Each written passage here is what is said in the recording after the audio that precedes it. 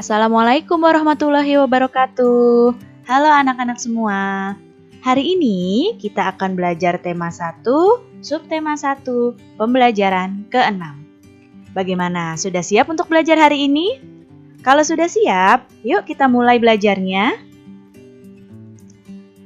Di pembelajaran yang lalu, kita sudah membahas tentang langkah-langkah mengembangkan ide pokok. Yang pertama, mulai dari menentukan ide pokoknya dulu. Setelah itu, membuat kalimat yang berisi ide pokok. Kemudian, mengembangkan kalimat yang berisi ide pokok menjadi beberapa kalimat. Dan menyusun kalimat tersebut menjadi paragraf yang padu. Nah, coba kita amati dulu gambar di bawah ini. Nah, di sini ada gambar Pak Rudi sama Edo. Kelihatannya mereka sedang bersih-bersih ya di sini. Nah, setelah mengamati gambar, yuk kita coba membuat paragraf dari gambar tersebut. Kita coba buat satu paragraf dari gambar tersebut ya. Pertama, untuk membuat satu paragraf, kita tentukan dulu ide pokok dari paragraf tersebut. Nah, ide pokoknya adalah tentang membersihkan kandang kelinci. Tadi kan gambarnya sedang membersihkan kandang kelinci. Maka ide pokok yang kita ambil adalah membersihkan kandang kelinci. Setelah menentukan ide pokok, kita membuat kalimat yang di dalamnya ada ide pokoknya. Nah, kalimat yang berisi ide pokok di sini, pada suatu sore, Edo dan Pak Rudi membersihkan kandang kelinci bersama-sama. Ini adalah kalimat yang berisi ide pokok. Kalimat yang berisi ide pokok ini disebut dengan kalimat utama atau kalimat pokok. Setelah membuat kalimat yang berisi ide pokok, langkah yang ketiga, mengembangkan kalimat yang berisi ide pokok ini jadi beberapa kalimat. Ini kan baru satu kalimat, ini kalimat pokoknya atau yang kalimat yang berisi ide pokok.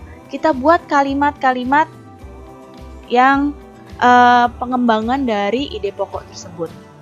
Di sini kalimat yang pertama, kalimat yang selanjutnya, Pak Rudi memberikan Edo sarung tangan agar tangannya tidak kotor.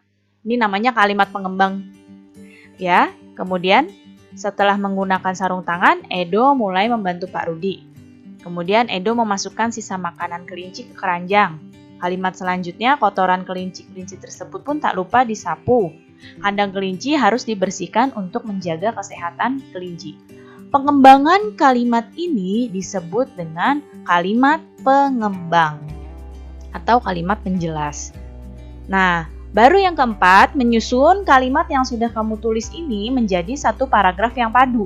Kita gabungkan antara kalimat yang berisi ide pokok dengan kalimat pengembang. Jadi seperti ini. Lihat di sini, kalimat yang Ibu warnai dengan warna merah dan ada garis bawahnya, ini adalah kalimat yang berisikan ide pokok. Ya. Ini yang warnanya merah dan Ibu beri garis bawah adalah kalimat yang berisikan ide pokok. Yang warnanya hitam dan seterusnya ini adalah kalimat pengembang.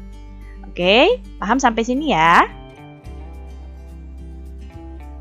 Nah, selanjutnya, siapa yang tahu ini gambar apa? Betul, ini adalah gambar kelelawar. Kalau yang ini? Iya, ini adalah lalat. Tahukah kamu apa perbedaan kedua hewan tersebut? Kalau persamaannya pasti tahu ya. Kedua hewan ini memiliki alat gerak yang sama, yaitu sayap. Tapi, kedua hewan ini memiliki perbedaan utama. Apa ya perbedaannya? Perhatikan, di sini kelelawar adalah termasuk hewan vertebrata. Sedangkan lalat termasuk hewan invertebrata. Itu perbedaan utamanya. Kelelawar vertebrata atau hewan yang memiliki tulang belakang. Sedangkan lalat adalah invertebrata atau yang tidak memiliki tulang belakang. Nah, sekarang kita lihat apa saja perbedaan antara hewan vertebrata dan hewan invertebrata. Perbedaan yang pertama, kalau vertebrata itu hewannya punya tulang belakang. Sedangkan invertebrata tidak memiliki tulang belakang. Perbedaan yang kedua, Kalau hewan vertebrata itu punya bentuk tubuh atau bagian tubuh yang umum, kepala, leher, badan, kaki itu adalah hewan vertebrata. Sedangkan invertebrata itu susunan tubuhnya lebih sederhana. Perbedaan yang ketiga, kalau vertebrata itu punya alat pencernaan yang memanjang dari mulut sampai ke pembuangan. Ya, kalau invertebrata alat pencernaannya masih sederhana. Ini ya perbedaannya, jadi ada 3 perbedaan umum antara hewan vertebrata dan invertebrata. Nah, lihat di sini, kita lihat ada kelelawar dan ada lalat. Nah, kelelawar ini kan perbedaan utamanya dengan lalat adalah kalau kelelawar hewan yang bertulang belakang, sedangkan lalat itu tidak bertulang belakang. Kita lihat, mana sih yang disebut dengan tulang belakang? Nah, ini adalah gambar rangkanya kelelawar. Lihat di sini, ada rangka yang tengah-tengah ini yang ibu tunjuk dengan panah. Ini disebut dengan tulang belakang. Sedangkan kalau lalat itu nggak punya. Ya, lalat tidak punya rangka seperti kelelawar ini.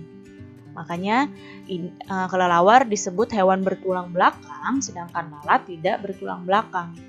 Apalagi ya contoh-contoh hewan vertebrata? Ada banyak, ada sapi, ada kucing, kemudian ada burung, kemudian ikan, ada lagi hewan buaya.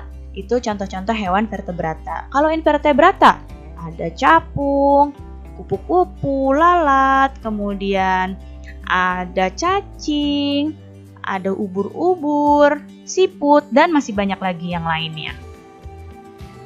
Nah, sekarang kita masuk materi tentang gambar ilustrasi. Di sini, untuk membuat satu gambar ilustrasi, ada 3 tahap yang harus kalian ikuti. Yang pertama, sebelum membuat gambar ilustrasi itu kalian harus menentukan temanya dulu.